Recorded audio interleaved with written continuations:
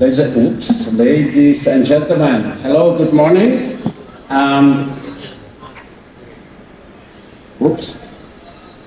There you go. All right, so Benny Oyen is my name. I want to talk to you about PGM's promising future in an evolving economy. This is a great time of the day to do a presentation because it's just after coffee. So you are now very energetic and woken up. The worst time is just after lunch because then everybody falls asleep. So I'm very lucky today. All right. So something about myself, Benny Oyen is my name. I'm heading market development for precious group metals at Anglo American, based in London. I have teams all over the world, and I have also a team here in Shanghai, Mr. Tony Chen, who you know, he works in my team and does a great job here promoting and looking for new applications for PGMs. Which is really my job. We're looking for new applications for PGMs. Because if we just are sitting passively by the wayside, then we can just pray that somehow there will be good demand for our metals. And we are not very religious, and we don't think the praying will be enough, so we are very actively looking for new sources of demand for platinum. You think I'm a mining person, and I might sound like one, but I'm not. I'm one since 6 years, and before that, over 20 years, I'm in the car industry. I'm more like a car guy. So I worked for different companies, Mercedes, Daimler Chrysler, Hyundai, Kia, and then General Motors in the US, in Europe, and also in China. So I lived 3.5 years, almost 4 years, very happily in Pudong, in Jinchao, working for General Motors. So for me, this is like coming home. I really like it. All right. So let me introduce to you a little bit what our company is all about and what the industry is all about. So Anglo American, who are we? Many of you probably have never heard of it. We're a big diversified mining company. We have 90,000, actually over 90,000 employees globally. Almost $31 billion revenue last year. And we mine several commodities, right? Copper, nickel and manganese, fertilizer called polyhalite, iron ore, metallurgical coal, and also diamonds. So De Beers is also part of our group. But today we're here to talk about PGM, right? Which is part of our portfolio. Where are we located? Our headquarters are in London. And we have offices in Singapore, Shanghai, Brazil, Chile, and South Africa. We operate in Southern Africa, North and South America, and Australia. And where are we listed in the stock market? It's in London and in Johannesburg. So that's, in a nutshell, and in a few seconds, Anglo-American for you, ladies and gentlemen. So we pride ourselves being a responsible PGM miner. So we don't just want to mine PGMs and while doing that destroying the earth, and while doing that destroying the environment, and while doing that treating people badly. We don't want that, right? We hold ourselves to the highest standard. So we conform completely with LPPM, the London Platinum and Palladium Market, and the LBMA, the London Bullion Market Association for Responsible Mining, and we let ourselves being audited by the most severe audit system that's out there called IRMA, Initiative for Responsible Mining Assurance. It's a very severe one where a lot of NGOs are involved, and they're quite severe, and they look at everything from environment to social, how do we treat the people, etc., etc.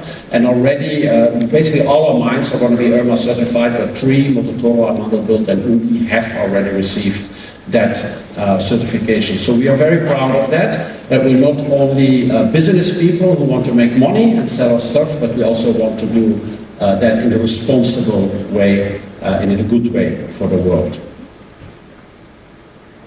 So a little bit about platinum, because we all talked about platinum, and maybe you know already a lot about it, but sometimes it's good to just zoom out a little bit and think a little bit about some platinum stuff. So like Madame the Ambassador said, it's a South African story, very, very much so. Around 80% of platinum group metals in the world are located in the ground in South Africa. So it's the powerhouse of PGMs is definitely South Africa. Platinum is very rare. If you see on the left there, that is a symbol of swimming pools. Think about swimming pools. In this weather, I think we all would like to have a swimming pool. And if you take an Olympic-sized swimming pool, 50 meters long and the usual width and the depth, and you take all the gold that is available in the world that has been mined, it fills still the top 3 Olympic swimming pools. That's gold. Platinum, you take 1 Olympic swimming pool, and it's a few centimeters high, it just covers your feet. That's how rare platinum is versus gold. So gold is abundant compared to platinum. It's everywhere, right? Platinum is not. It's an extremely rare and an extremely pure and an extremely versatile metal. Platinum has many applications, and the traditional ones I think you know.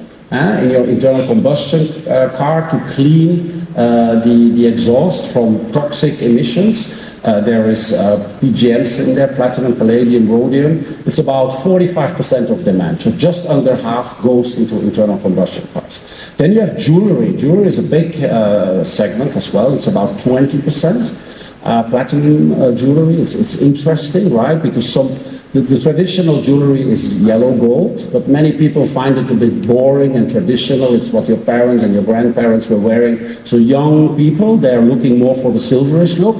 And then what the industry sometimes does is you take gold and you chemically process it and make it, or treat it and make it look like platinum. And we say, rather than have fake platinum, which is white gold, why don't you go for real platinum? And we'll talk about that a little bit. And then the rest is a variety, a lot of industrial and medical applications, right? It goes from crucibles to grow grow crystals in for laser applications, to anti-cancer drugs and things like that. So a lot of applications. So that's the big demand picture. We at Anglo, as I said, we don't believe in the strategy of lighting a candle and just hoping that somehow demand will go on, right? Because battery electric vehicles are coming up and there's less and less ICE vehicles, and that is not a good thing, right? And this is reflected in the prices right now. So we are actively looking for new applications, and we have done that, and we have found already 9 opportunity areas. You see these bubbles, 9 opportunity areas where platinum group metals can be used, and we have grouped them in 3 big groups: green transition, modern life, and wealth and growth. So in green transition, hydrogen in mobility, also battery and storage, carbon neutral feedstock for the chemical industry. In the modern life, food technology, right? Less food waste to keep your food longer. Low loss computing, a huge future demand sector that we are now heavily invested in R&D, and we spin off some companies with some very promising results. And maybe next year I can talk a little bit more about it. But an amazing opportunities for PGMs in the computer chips of tomorrow that will power the artificial intelligence revolution, right? These things don't just fall out of the sky. They happen because you actively look for it. And that's what we do at Anglo American. Also, medtech, some very revolutionary cancer drugs that I can talk about later, and waste and pollution control. And then we call it wealth and growth, is jewelry and investment. These are our opportunity areas, how we look at the world of PGMs in Anglo American. And today I'm going to talk, oops, there's like a little, okay. Today I'm going to talk about 4 of them: green hydrogen, mobility, battery and storage, jewelry and investment. So let's embark on this journey. So PGMs for green transition and green hydrogen and mobility. Let me talk quickly about that. What are we doing there and what are we seeing?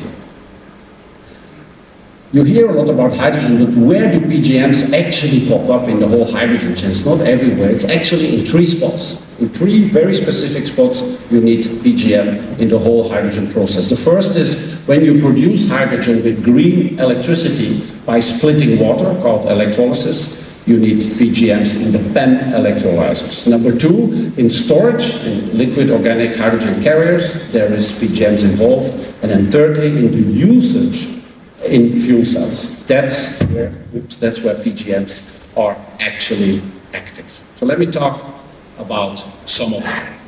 So we think green hydrogen is the cornerstone, absolutely, of the hydrogen economy, which is a big part of the puzzle of the green energy transition. If the world really wants to decarbonize, and we want to avoid that next year at Shanghai Platinum Week, it's even hotter than this year, and the year after even hotter, we have to do something different as a mankind. I think we all feel climate change is upon us. We can't just continue doing and acting as if it's all going to be fine and it's a coincidence. It's not, right? All science says it's not.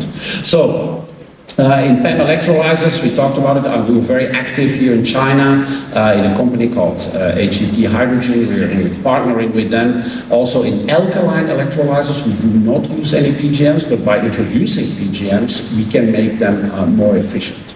And there we invested in a company here in China called Kailin Tech. So we're quite active here on the Chinese market. Another one is power distribution infrastructure. It doesn't all have to be fuel cells, right? It can also be an off-grid power generator. Why does it have to be a diesel generator, right?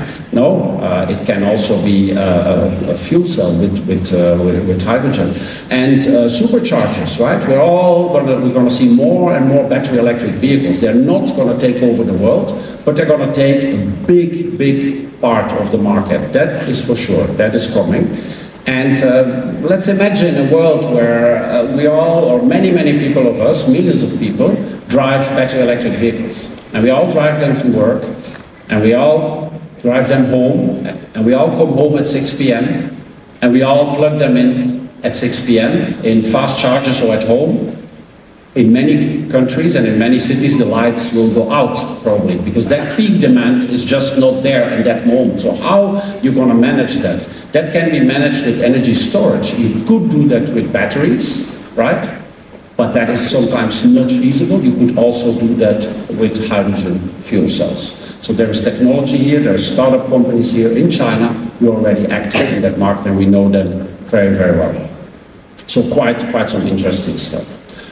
I was talking about cars, so let's talk a little bit about vehicles. So we look really at fuel cell electric vehicles as complementary to battery electric vehicles. So the analysts have all been trying to tell you 5, 6, 7, 8 years ago that the BEVs, battery electric vehicles, are going to take over the world, right? If you know a little bit about cars, which I do, you know that that is not true. It's not going to happen. 100% BEVs is not going to happen. But are they going to go away? That's not going to happen either, right? So they're going to take a very big chunk of the market. But certain use cases, big vehicles, long distance driving, etc., are just not feasible with the current battery technology. And that's why we're looking at fuel cell electric vehicles for the mobility as a complementary technology in order to become completely carbon-free in our transportation system.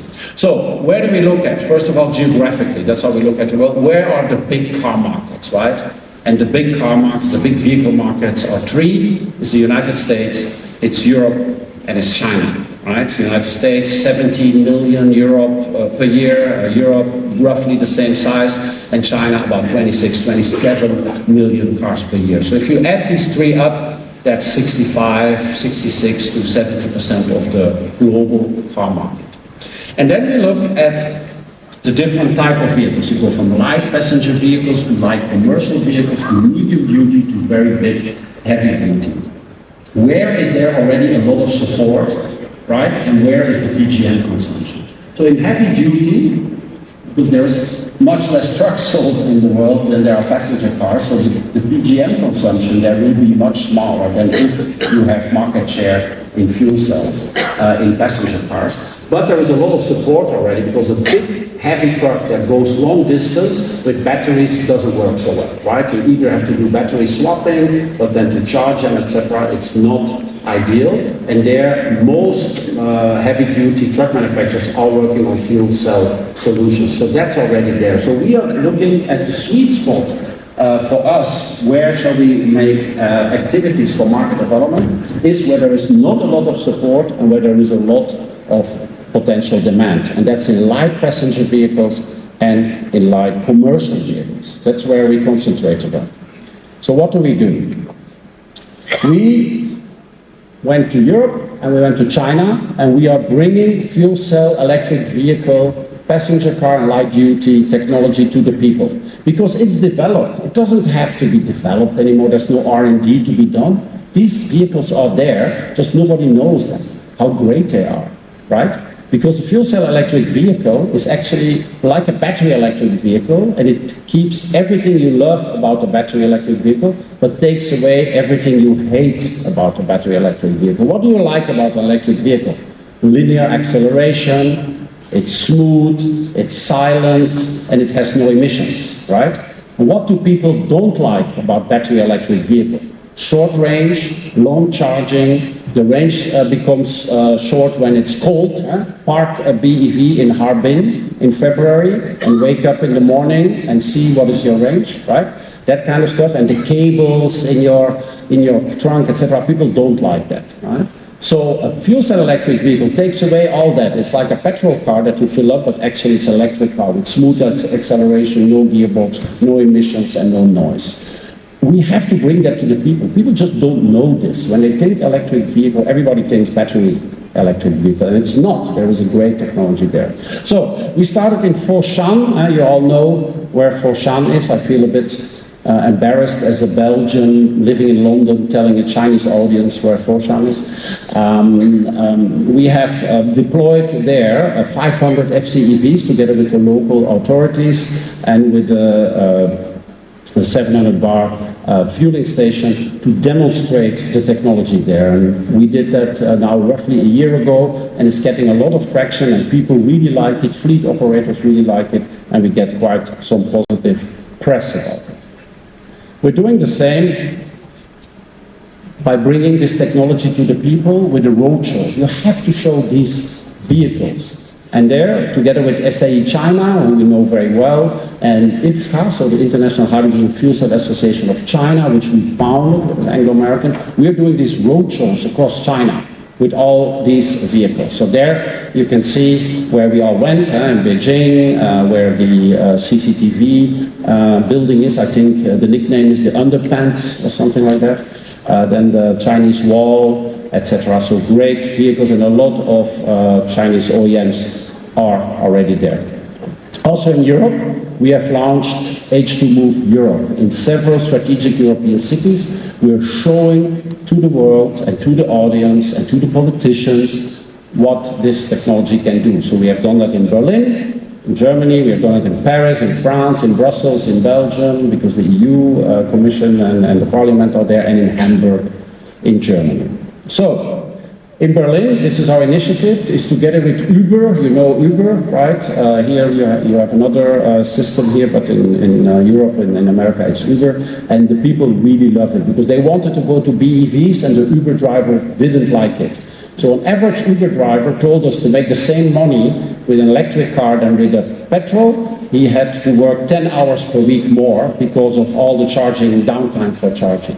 And now he can have an electric car, and he can really make more money and drive 24/7, and they really, really love it. In 2 weeks' time, the Olympics will start in Paris. There will be a lot of TV coverage, also in China. I think China is very strong in certain disciplines. There we are deploying, or Toyota is deploying 500 fuel cell electric vehicles as VIP shuttles for the VIPs and the athletes, because there is a lot of television there, a lot of press, just to show this wonderful technology to the world, and I'm sure you will catch some of that. Then, battery and storage. Batteries, we all thought, oh my God, they don't use PGMs, right? And that's one of the reasons that the battery cars are growing, one of the reasons that the prices of PGMs are where they are. Now, we will make the battery car a big user of PGMs.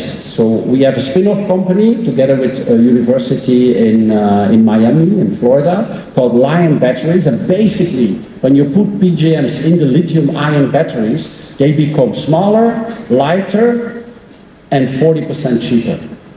I've developed cars my whole life. If there is three things that you're looking for in car development, is smaller, lighter, and cheaper. By putting palladium and a little bit of platinum in a typical vehicle, a typical lithium-ion vehicle, like a Tesla or something like that, the battery cost can go down from $8,000 for an 80 kilowatt hour car to $4,000 to under $5,000. So that's huge. And with that, if half of the cars in the world are battery electric vehicles, and half of them only use this, we will have a consumption of 8 million ounces per year of PGMs. Just more or almost close to what the current ICE consumption is. So great opportunity, especially for palladium there. And we own the IP, and we will bring that also to the market. Later this year, I will be able to talk more about it when we have the final results. But really exciting stuff. And the very last one is PGMs for wealth and growth. And I want to quickly talk about jewelry. So platinum jewelry is great, right? It's shiny, it holds the diamond very well, it's not allergic, you don't have allergic reactions to it, but it's also sometimes difficult to work with, right? So we said, how can we solve this? And we went to a company, we found a company, a spin-off of the University of Oxford in the United Kingdom, who basically digitalized chemistry. They took the periodic table and made it digital in the computer. And then with artificial intelligence, we said, keep everything we like about platinum, but take away the stuff we don't like. Platinum has a high melting temperature. It's for the jewelers, it's difficult to work with. It's sometimes a bit sticky, it wears out the tools. So with this computer, they made millions of iterations, and we found an alloy, so 95% platinum and 5% the secret ingredient, that took away all of these worries. We think this is a game changer in the industry. We gave our baby a name, it's called Inovio. We launched it in Las Vegas. I was there not to gamble a month ago, but to launch Inovio. And I'm just back from India, where we also launched it. And the market reaction is really fantastic. I can't name the company, but it's a very famous company. It starts with T and it ends with Ifanies. They have tested it and they said, bring it on. Bring it on, we want to talk about it. So this is innovation from Anglo-American market development right there that could really revolutionize the platinum jewelry industry and give a big boost and also a nice revenue, of course, from my company. All right, so it's called Inovio Platinum. It's four times higher production yield, a significant reduction in tool wear, and the whiteness and brightness maintained for longer. So as I said, the United States, very positive 4 weeks ago. India, very positive 4 days ago. Next ones are Japan and China for sure. So these are big markets for us, and we are really on the roll here. There was an article in the Financial Times, if you maybe see that or Google it or Bing it for here in China, and then you can find it. So we're really onto something there. And then the last one is investment. Listen, WPIC does a great job. Trevor has talked about it. We maintain high interest in platinum as an investment through institutional engagements. With the WPIC, we're a big supporter of the WPIC. We're a big supporter of PGI, as you all know. And platinum is definitely, and the PGM price of platinum is definitely undervalued right now. We think it's a great investment case. As it is for jewelry, right? The gold price is double that of platinum, but people think platinum is worth more than gold. If you cannot make a business out of that, then I don't know to which business school we should send you, but that's a great business opportunity. So great opportunity there as well. So my very concluding remark is very simple, ladies and gentlemen. We are looking always for innovation with Anglo-American, and to bring our innovation to the market, we are looking for partnerships. And China is a really important market for us. I have a team here sitting in China, led by Tony Chen, who are actively working in China. to bring new PGM applications to the market. And China is transforming from the factory of the world to the laboratory of the world. It is already a high-tech R&D knowledge hub. And there's a lot of stuff happening here. I personally don't believe in decoupling. I think we should work closer together, and that's why let us work together, China and our company, with all the other producers to find new applications for PGMs for China and for the world. Thank you very much.